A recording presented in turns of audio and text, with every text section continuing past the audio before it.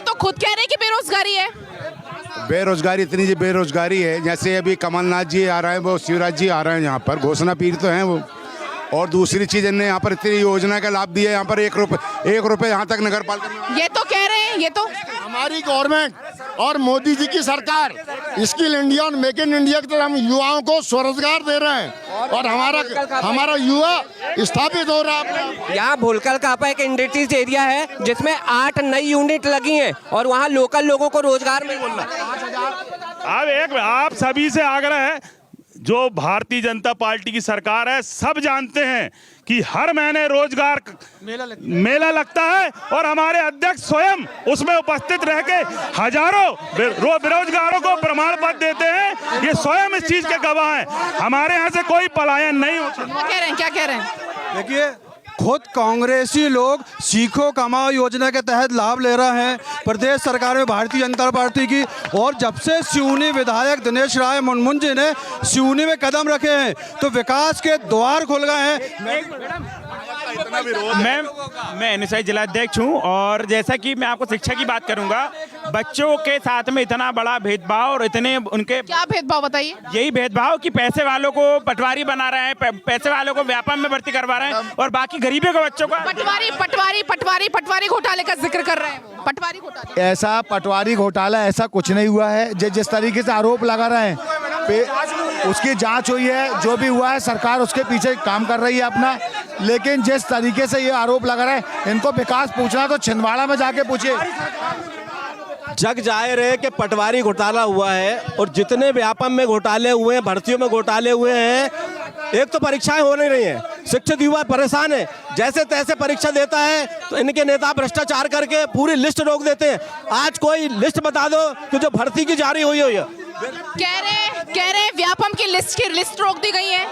List रुकी है तो उसकी जांच भी हो रही है, दोषियों पर कार्रवाई भी होगी। लेकिन इनके कार्यकाल में जनपद में मोमबत्तियां जला करके टीचरों की नियुक्ति करते थे आप लोग। दिग्विजय सिंह के शासन में हमारे ऑनलाइन काम होता है, ट्रांसफर भी ऑनलाइन होता है।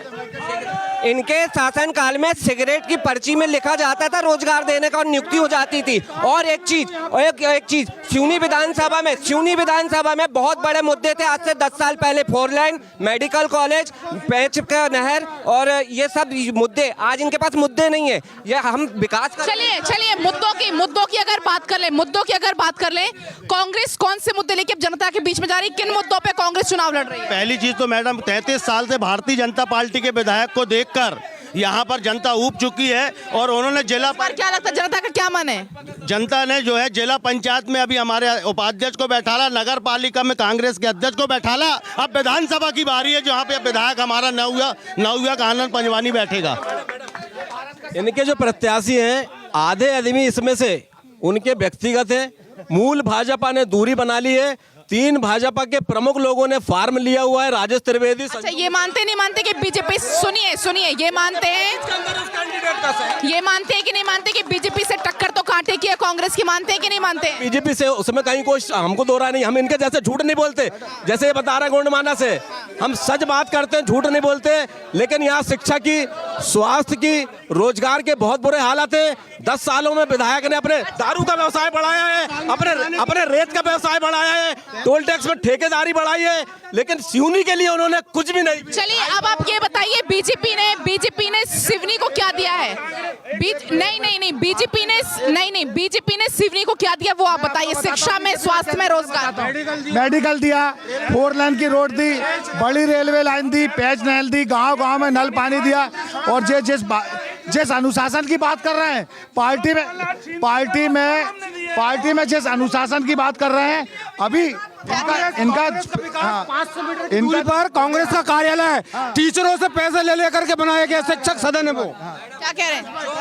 भारतीय जनता पार्टी की सरकार जो कमलनाथ जी छीनते थे वो सब हम सिवनी विधानसभा की ओर चलेंगे। अभी पहले मुद्दे बताइए, कांग्रेस किन मुद्दों पे आगे बढ़ने? कोरोना काल की बात करूंगा।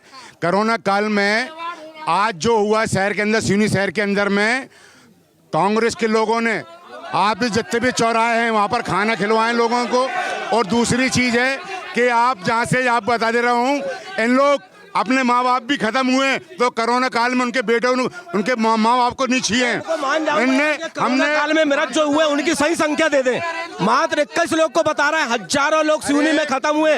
इन्होंने ये बोल रहे हैं कोरोना काल में पहला विधायक बना था मुनमुन राय, जिसने 1 करोड़ की विधायक निधि दी थी और ऑक्सीजन प्लांट से लेके पीपी किट पहन के जनता के बीच जा रहा था। ये लोग नहीं निकले उस समय से। मृत लोगों की मौत मिट्टी और आज तक के 13वीं तक के जरा ऐसा पहला विधायक।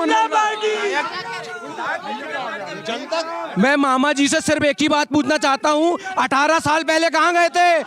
18 साल पहले 500 का सिलेंडर दे रहे हो। बताइए, जवाब दीजिए। मामा को भांजियों की याद 3 महीने पहले क्यों आई चुनाव के? यह जो योजना है, जिस तरीके से कांग्रेस की जब सरकार आई, संबल कार्ड की योजना बंद कर दी, जिससे लोगों को होता था। कन्यादान योजना बंद कर दी, लोगों को कन्याओं को पैसा नहीं दी। हमारी सरकार जब आई और मोदी जी की सरकार आई तो उनके सहयोग से संबल कन्यादान योजना चालू हुई। की पेंशन नहीं बढ़ा पाए मुख्यमंत्री। सुनिए, कांग्रेस अब किन मुद्दों पे आगे बढ़ेगा बताइए? समय कम है। समय नारी सम्मान के अंतर्गत 1500 रुपए देगी महिलाओं को, 500 रुपए का सिलेंडर देगी, 100 रुपए 100 यूनिट बिजली देगी, 200 रुपए में आधा देगी। पुरानी पेंशन बहाल करेंगे, 2 लाख लोगों का रोजगार तुरंत बहाल करेंगे। इनके जैसे नहीं कि 2 करोड़ बोल दिए, आज 9 साल हो गए, करोड़ों लोग बेरोजगार हो गए। कांग्रेस बताइए।